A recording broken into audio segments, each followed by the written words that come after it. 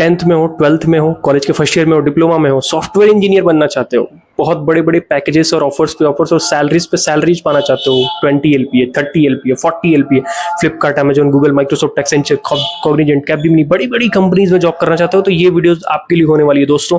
तो आइए देखते हैं कि 12th के बाद आप सॉफ्टवेयर इंजीनियर कैसे बन सकते हो। तो चलिए शुरू करते हैं। तो क्यों बनना है सॉफ्टवेयर इंजीनियर? तो इसका सबसे बड़ा जवाब यही है कि अगर आपको कंप्यूटर से प्यार है, आपको अच्छा लगता है कंप्यूटर्स वगैरह पे काम करना और आपका इसी में अपना करियर परस्यू करना चाहते हो, तो आप सॉफ्टवेयर इंजीनियर की दुनिया में आ सकते हो। यहाँ पे आप सैलरीज पे सैलरीज, ऑफर्स पे ऑफर्स, इतने बड़े बड़े बड़ी बड़ी कंपनीज के ऑफर्स आप क्रैक कर सकते हो। साथ ही साथ एक जगह पे बैठ के आप अपने जो कंप्यूटर में आपका जो रुचि है, जो दिलचस्पी है, उसका भी आनंद उठा सकते हो। उसके साथ ये एक प्राइवेट सेक्टर में बहुत ही सिक्योर जॉब माना जाता है दूसरे जॉब्स के कंपेयर में। तो इसलिए आपको अगर सॉफ्टवेयर इंजीनियर बनना है, अगर आपने सोच लिया है, तो ये बहुत अच्छी बात है। तो आइए देखते हैं सारी चीज़ें कि आप कैसे बन सकते हो। तो दोस्तों 12th के बाद क्या चाहिए आपको एक सॉफ्टवेयर इंजीनियर बनने के लिए? तो एक बहुत ही मज़ेदार बात बताता हूँ आपको, आप सॉफ्टवेयर इंजीनियर बिना डिग्री के भी बन सकते हो। जी हाँ, लेकिन अगर घर वाले कह रहे हैं, मम्मी पापा कह रहे हैं, तो डिग्री करना बहुत ही अच्छी बात है, क्योंकि सिर्फ स्किल्स से भी बहुत कुछ होता है, लेकिन डिग्री हो तो बहुत अच्छी बात है। तो आपको कौन कौन सी डिग्री है जो कि एक सॉफ्टवेयर इंजीनियर बना सकती है क्लास 12th के बाद, ये सारी डिग्रीज हम देखने वाले। दोस्तों आपको 12th के बाद क्या करना है सॉफ्टवेयर इंजीनियर बनने के लिए? तो कौन सी एक कोई पर्टिकुलर डिग्री करनी है, या फिर किस फील्ड में जाना है, या कौन सा कोर्स करना है? तो आपको एक बहुत ही मज़ेदार बात बताता हूँ, आपको कोई एक पर्टिकुलर डिग्री करने की ज़रूरत नहीं है। बहुत सारे ऑप्शंस आजकल आ गए हैं जिसके थ्रू आप सॉफ्टवेयर इंजीनियर बन सकते हो। आपको ये एक पर्टिकुलर डिग्री नहीं, आप कुछ कोर्सेज करके भी बन सकते हो। तो आइए देखते हैं दोस्तों ये सारे कोर्सेज और डिग्री जो आपको एक सॉफ्टवेयर इंजीनियर बना सकते हैं। तो आइए देखते हैं कि कौन कौन से कोर्सेज हैं जो आपको 12th के बाद एक बहुत ही बेहतरीन सॉफ्टवेयर इंजीनियर बनाने की राह में आपका साथ दे सकते हैं।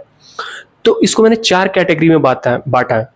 तो जो सबसे पहला चीज आता है वो आता है कि आप बीटेक कर लो। बीटेक एक बहुत बढ़िया ऑप्शन है। आप बीटेक कंप्यूटर साइंस में कर सकते हो, आईटी में कर सकते हो, कोई भी computer degree BTech bachelor of technology में ले सकते हो, बीटेक या बीई, जिसके थ्रू आप सॉफ्टवेयर इंजीनियर बन सकते हो। दूसरा ऑप्शन आता है दोस्तों कि आप बीसीए कर लो, बैचलर ऑफ कंप्यूटर एप्लीकेशन। इसमें भी आप टेक्निकल स्किल्स के साथ साथ और भी टेक के बारे में पढ़ोगे, कंप्यूटर साइंस के बारे में पढ़ोगे, जिसके थ्रू भी आप सॉफ्टवेयर इंजीनियर बन सकते हो। इसके बाद तीसरा ऑप्शन आता है कि अगर आपने बीएससी करी है किसी दूसरे फील्ड से, तो आप एमसीए भी कर सकते हो। आप बीसीए के बाद भी एमसीए कर सकते हो, और बीएससी कहीं और से करिए आप, उसके बाद भी एमसीए कर सकते हो। बड़े बड़े कॉलेजेस जैसे कि एनआईटीज, हैदराबाद यूनिवर्सिटी, और न जाने कितने बड़े बड़े सेंट्रल यूनिवर्सिटीज और प्राइवेट कॉलेज और इंस्टीट्यूशन से भी, जिसके थ्रू आप सॉफ्टवेयर इंजीनियर बन सकते हो। इसके बाद चौथा ऑप्शन होता है, वो आपको होता है कि कुछ सेल्फ पेस्ड कोर्सेज होते हैं या कुछ बूट कैंप्स होते हैं, 1 साल के, 6 महीने के, 2 साल के, जिनके थ्रू आपको वो स्किल्स सिखाएंगे, आपको छोटी छोटी कंपनीज में पहले प्लेस्ड कराएंगे। आप उसके थ्रू भी एक रास्ता है कि आप जॉब करते करते किसी बड़ी कंपनी में भी जा सकते हो। तो ये वो 4 ऑप्शन है दोस्तों, जिसके थ्रू आप 12th करने के बाद, 9, 10, 11, 12th करने के बाद आप एक सॉफ्टवेयर इंजीनियर की राह में आगे बढ़ सकते हो। तो अब बात आती है कि कौन कौन से स्किल्स हैं जो आपको आने चाहिए सॉफ्टवेयर इंजीनियर बनने के लिए। तो सबसे पहला स्किल्स दोस्तों वो है कोडिंग का। आपको कोडिंग की नॉलेज होनी चाहिए। कोडिंग में क्या होता है कि आपको कुछ टेक्निकल्स या प्रोग्रामिंग लैंग्वेजेस सीखनी पड़ेगी, जिसके जैसे कि सी प्लस प्लस, जावा, पाइथन, फ्लटर। आप वेब डेवलपमेंट के HTML, CSS, जावास्क्रिप्ट, इन तरीके की बहुत सारी लैंग्वेजेस आती हैं मार्केट में।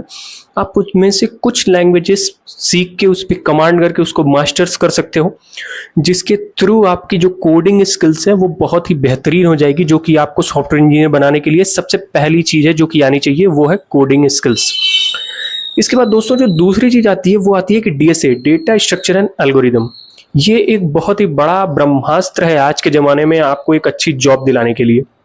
अगर आपने DSA कर रखी है, डेटा स्ट्रक्चर एंड एल्गोरिदम कर रखी है, इसमें कुछ तरीके के प्रॉब्लम होते हैं, उनको सॉल्व करना होता है, ठीक है। तो अगर आपने DSA कर रखी है, आपको DSA करनी ही पड़ेगी। आपको पहले कोडिंग लैंग्वेजेस सीखनी है, उसके बाद आपको उन कोडिंग लैंग्वेजेस को इम्प्लीमेंट करके आपको कुछ प्रॉब्लम स्टेटमेंट दिए होंगे, कुछ प्रॉब्लम सॉल्व करने पड़ेंगे, जिसके थ्रू आप एक बहुत ही बेहतरीन सॉल्यूशन निकाल पाओगे। तो आपको एक दूसरी स्किल्स जो आनी चाहिए सॉफ्टवेयर इंजीनियर बनने के लिए, वो है DSA। इसके बाद दोस्तों जो तीसरी चीज़ आती है वो आती है कि कम्युनिकेशन स्किल्स। ना सिर्फ आपको कोडिंग और DSA आ जाए और आप जॉब क्रैक कर पाओ, ये इंपॉर्टेंट नहीं है, आपकी कम्युनिकेशन स्किल्स भी बहुत अच्छी होनी चाहिए। ये बहुत मैटर करती है इंटरव्यू में, जब आपसे सामने वाला इंसान पूछता है, क्योंकि ऑलमोस्ट सारे इंटरव्यू 99% इंटरव्यू जो होते हैं हमारे वो इंग्लिश लैंग्वेजेस में होते हैं। तो अगर आपको एक अच्छी कम्युनिकेशन स्किल्स आपने डेवलप कर रखी है तो दोस्तों आप अपनी बातें समझा पाओगे उनको। अगर आपको कोई भी प्रॉब्लम स्टेटमेंट दिया जा रहा है, आपको उस प्रॉब्लम स्टेटमेंट का सॉल्यूशन पता है, लेकिन आप उस कुछ चीज़ को समझा नहीं पा रहे हो सामने वाले बंदे को, तो उसका कोई सेंस नहीं है। तो इसीलिए जितनी जल्दी आप अपने कम्युनिकेशन स्किल्स को मास्टर्स करते चले जाओगे उतना ही अच्छा होगा। तो ये 3 चीज़ें हैं जो आपको चाहिए ही चाहिए एक सॉफ्टवेयर इंजीनियर बनने के लिए। अब आपके मन में चल रहा होगा कि ठीक है, मैंने कोडिंग स्किल्स सीख ली, मैंने कम्युनिकेशन स्किल्स सीख ली, मैंने डिग्री कर ली, सब कर लिया, अब भैया जॉब कैसे मिलेगी? सॉफ्टवेयर इंजीनियर कैसे लगेगा मेरे नाम के आगे इंजीनियर फलाना? तो सॉफ्टवेयर इंजीनियर की जॉब पाने के लिए अगर आप किसी कॉलेज से कर रहे हो तो वो कॉलेज खुद आपका प्लेसमेंट कराएगा। वो उसकी रिस्पॉन्सिबिलिटी होगी, वहाँ पर ट्रेनिंग एंड प्लेसमेंट सेल्स होगा आपके कॉलेजेस में, जो कि आपकी डिग्री के लास्ट ईयर में आपको कंपनीज बुलाएगी, आपको बिठाएगी, आपका एप्टीट्यूड टेस्ट होगा, आपका कोडिंग टेस्ट होगा, आपका इंटरव्यू होगा, उसके बाद आपको जॉब मिलेगी। तो ये एक पहला तरीका है कि आप किसी कॉलेज से BTech, BCA, MCA, BSc in IT इस तरीके के कोर्सेज करते हो तो वहाँ पे एक फ़ायदा होता है कि आपको प्लेसमेंट्स के लिए इधर उधर भागना नहीं पड़ता है। कॉलेजेस में खुद कंपनीज विजिट करती हैं अगर आपका एक अच्छा कॉलेज है। तो दोस्तों जो दूसरा ऑप्शन आता है वो आता है कि आप जॉब पोर्टल्स पे जाके खुद अप्लाई कर रहे हो। कौन कौन से जॉब पोर्टल्स होते हैं? बहुत सारे जॉब पोर्टल्स अवेलेबल है इंडिया के बाहर। अगर आप देखो तो नौकरी है, इंडीड है, एंजल लिस्ट है, वेल फाउंड है, और न जाने कितने कितने और भी अलग अलग जॉब पोर्टल मौजूद हैं। आप किसी भी जॉब पोर्टल पे जाके वहाँ पे कंपनीज अपना जॉब डालती हैं, लिस्ट करती हैं, आप उनको अप्लाई करिए, उसके बाद आपको मेल आएगा, इंटरव्यू के लिए कॉल आएगी, ठीक है। तो ये दूसरा तरीका है। इसके अलावा एक लास्ट ऑप्शन ये भी है कि आप अपना नेटवर्किंग बिल्ड करिए। आप लिंक्डइन के थ्रू नेटवर्किंग बिल्ड कर सकते हैं, लोगों से कांटेक्ट कर सकते हैं, तो वो अपनी कंपनी में ही आपको रेफर कर देंगे, जिसके थ्रू आपका डायरेक्टली उस कंपनी में इंटरव्यू हो जाएगा। ये एक बहुत अच्छा तरीका होता है जॉब पाने का। तो दोस्तों आपने देखा ये 3 तरीके जिनके थ्रू आप जॉब ले सकते हो। ये बहुत ही बेहतरीन जॉब के तरीके हैं जिनके थ्रू आप न जाने कितने बड़े बड़े पैकेजेस निकाल सकते हो। हाँ जी दोस्तों, तो आप देखते हैं कि सैलरीज और ग्रोथ का क्या हालचाल है। आपने जॉब तो ले लिया, सब कर लिया, कंपनीज में प्लेस्ड हो गए, लेकिन उसके बाद क्या सैलरी मिलने वाली है?